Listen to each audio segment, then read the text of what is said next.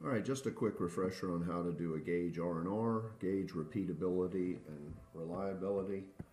I've got some parts, I've got some operators, and I've got the data that they collected. So you can see here that we replicated. That means each operator measured the same part, in this case 3 times. Number of replicates is 3. You can see their measurements are off a little bit each time. That doesn't mean it's bad. It does concern me, though. You don't want variation coming from the operators. You want it all coming from the parts. So let's see how well we're doing. We're going to go to Stat, Quality Tools, Gauge Study, and we're going to do crossed. Nested is destructive testing, so this is something we were measuring multiple times. I've already put the data in there. Part is part, operator measurement. I'm going to hit OK.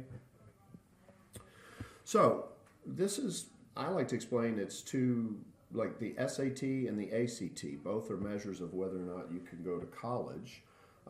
There are 2 different study methods. They tend to always give the same results. In this case, there's some gap up here. You want all the variation, 100% of the variation to come from the parts. If it's not coming from the parts, it's coming from the test. And you saw that with operator A's 3 measurements. If it's coming from the test, it can be broke up into repeatability and reproducibility. So just some graphs to look at, but the real power comes from going to your session folder and looking at the statistics. There are 2 different study methods again, ACT and SAT if you're thinking college. So if you use the method called percent contribution, you want that below 1% for good measurements, excellent measurement system. Between 1 and 10 is okay depending on what you're measuring and the cost. So I often say if we're measuring the length of bananas, this is probably a good measurement system.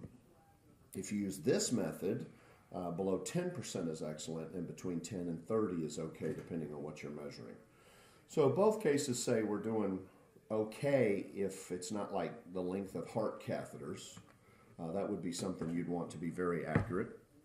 And then finally, you can look down here at number of distinct categories. I like to tell people that's like figuratively and literally the number of boxes you could sort your product into. So if Walmart wanted small, medium, and large bananas, we're more than capable here because we can do small, medium, large, and extra large. Now the AIAG, which is Automobile Industry Action Group, says that an excellent measurement system would have 5 or more categories.